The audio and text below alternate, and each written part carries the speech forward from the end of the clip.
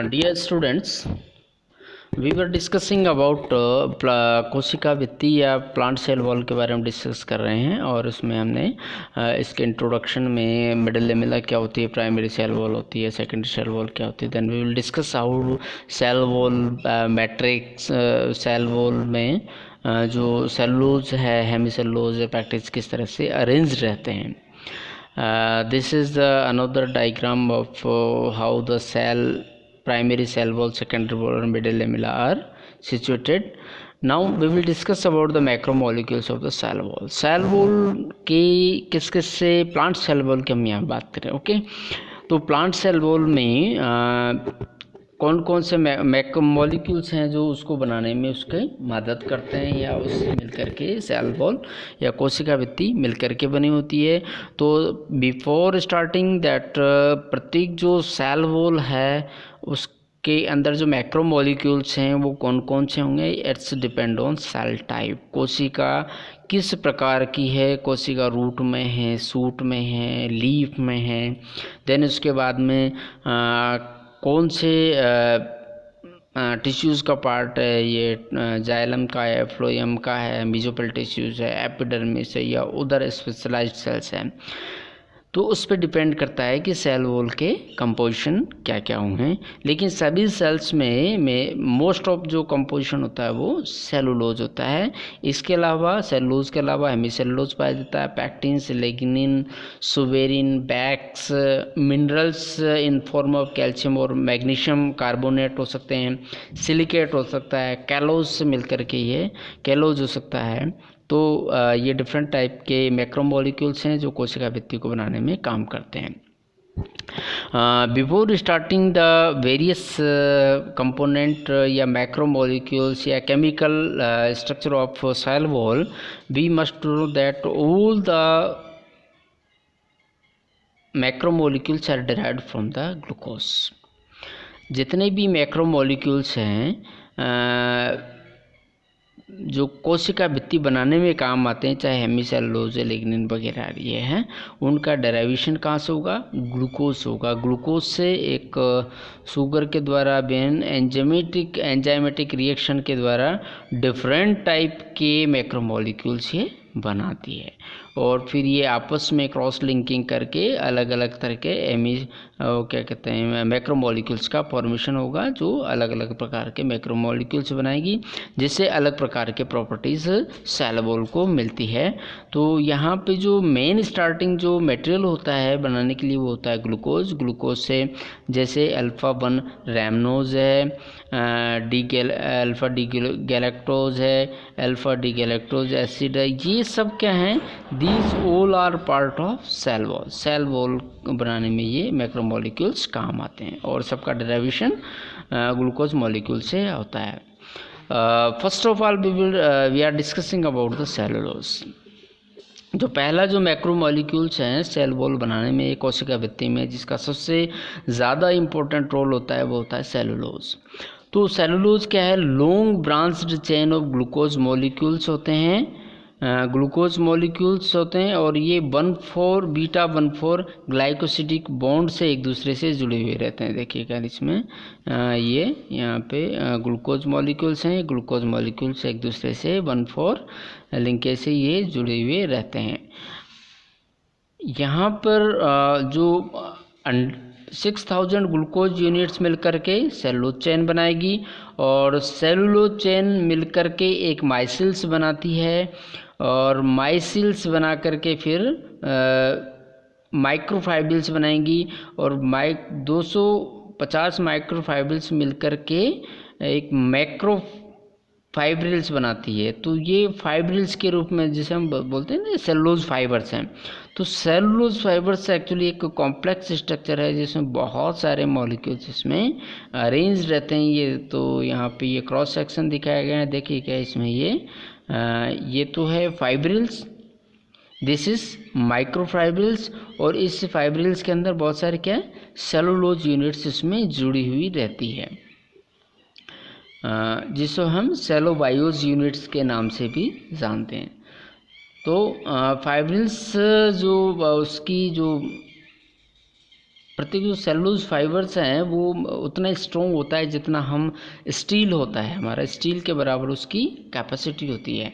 और इसके अलावा they are associated with gel like matrix pectin hemicellulose, जैसा कि हमने अभी प्रीवियस डायग्राम में, यहाँ पे एक डायग्राम में हमने देखा था, यहाँ पे ये देखेगा इसमें सेलुलोज में ये सेलुलोज माइक्रोफाइबल्स हैं और इनके बीच बीच में क्या है, पैक्टिन्स है, हेमिसेलुलोज वगैरह, इसको हम मैट्रिक्स बोलेंगे जिसमें ये अरेंज रहते हैं।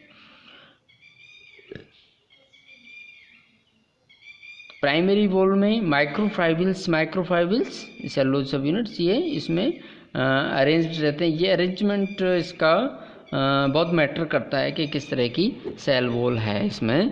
तो प्राइमरी में तो ये अरेंज रैंडम होता है, और जबकि सेकेंडरी वॉल जो बहुत रिजिड होती है तो इसमें क्लोजली पैक्ड होती है, इसमें बीच के जो मैट्रिक्स वगैरह है उसमें प्रोटीन या इनकी मात्रा कम रहती है। और these are oriented in different direction in different layer of cell wall। Second है इसमें सुबेरिन क्या होता है, फैट लाइक मटेरियल होता है जो secondary wall of cork cell में डिपोजिशन होता है, जिसको हम सुबेराइजेशन भी कहते हैं, जो कोशिका को वाटर से इम्परमिएबल बनाता है। और इसी के साथ में इवोपोरेशन से होने वाले जो वाटर है, ट्रांसपिरेशन जो प्रोसेस होती है, उससे इवोपोरेशन कोशिका से कम वाटर का ट्रांसपिरेशन हो उसको भी ये रोकता है, सुबेरिन। उसके बाद में क्यूटीन है। क्यूटीन क्या है, यह भी फैट लाइक सब्सटेंस होता है, exposed surface of the cell as a distinct layer called the cuticle. देखिए क्यूटिकल्स, जैसा कि हम जानते हैं cuticle is outermost layer of all the type of plant leaf, सब में ये पाया जाता है। और क्योंकि ये क्या करता है कि मेन ये एनवायरनमेंट और जो अंदर के जो टिश्यूज़ हैं किसी भी प्लांट्स के, उसके बाहर का जो मटेरियल है वो it is made up of cuticle, और क्यूटिकल एनवायरनमेंट के होने वाले सारे चेंजेस को सहन करती है, इसलिए इसका रिजिड होना ज़रूरी है। और ये रिजिडिटी आती है इसे सेल वॉल के थ्रू। तो इस सेल वॉल में क्यूटीन का डिपोजिशन ज़्यादा होता है, जो सेल बिल्कुल बाहर की सेल्स का फॉर्मेशन करती है। देन उसके बाद में hemicellulose glucose, xylose, mannose, glucuronic acid से मिलकर के बना होता है। पैक्टिन्स, गैलेक्टोज, एराबिनोज, गैलेक्ट्रोनिक एसिड्स जो कि वाटर सॉल्युबल हैं उससे मिलकर के बना होता है। देन उसके बाद में लिग्निन है, found only in mature cell wall. Lignin generally जैसा कि हमने थोड़ी देर पहले पढ़ा था, इसमें lignin is part of secondary cell wall, तो वहाँ पे सेकेंडरी सेल वॉल होती है, वहाँ पे लिग्निन का डिपोजिशन ज़्यादा होता है। कैलोज, इसी तरीके से कैलोज जो ये एक्चुअली सेलुलोज से डिफरेंट होता है, और इसमें 1,3 बॉन्डिंग होती है ग्लूकोज यूनिट्स के बीच में, जहाँ पर 1,4 बॉन्डिंग होती है सेलुलोज में, उसी की जगह यहाँ पर 1,3 बीटा डी ग्लूकोन चेन होती है, जो कि हेलिकल डुप्लेक्स या ट्रिप्लेक्स के रूप में पाई जाती है। स्पेसिफिक सेल्स में ही कैलोज का फॉर्मेशन होता है, जैसे कि हम फ्लोएम वगैरह में हम इसको देखते हैं, फ्लोएम सेल्स में इसको देखते हैं।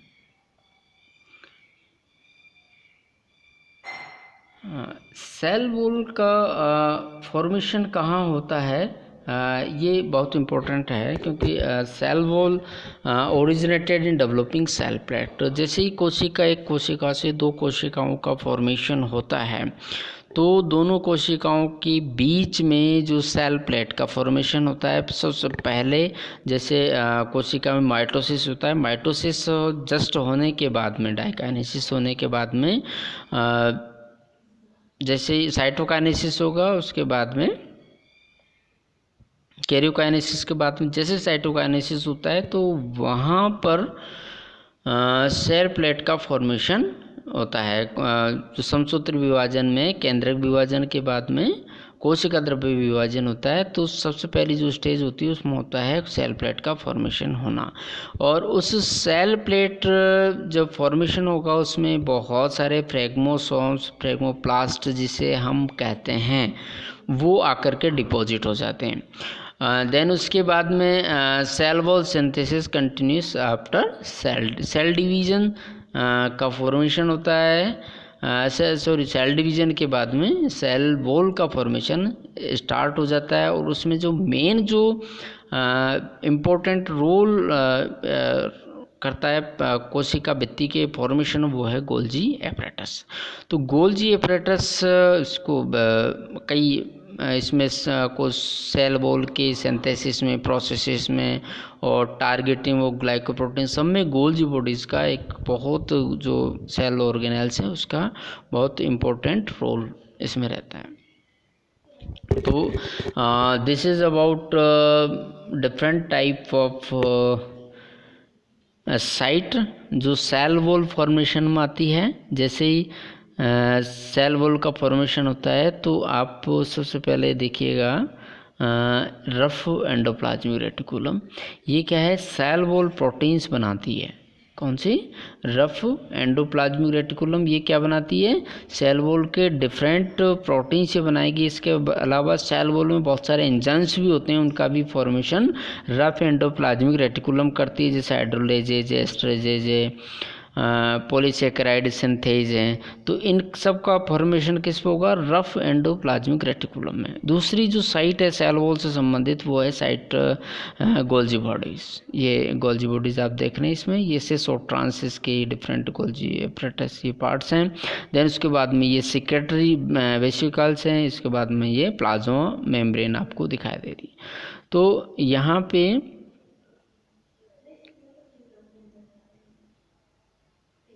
दिस इज साइट ऑफ क्या है, गोल्जी बॉडीज क्या क्या करती है?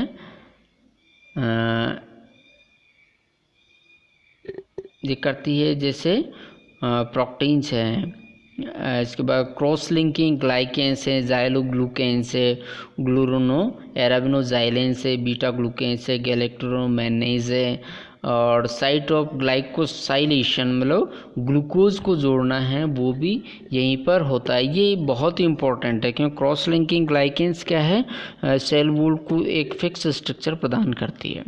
देन उसके बाद में जो तीसरी जो साइट है जो सेल वॉल से संबंधित है वो है plasma membrane.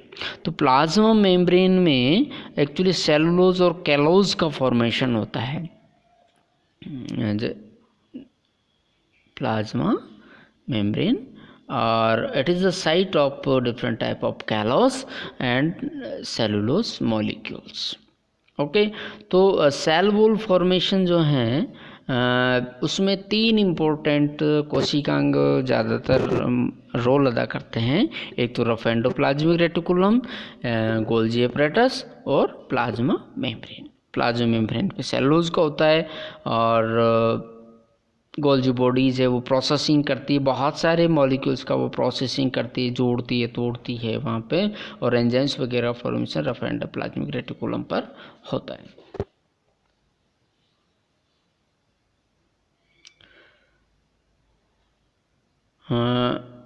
Okay, thank you.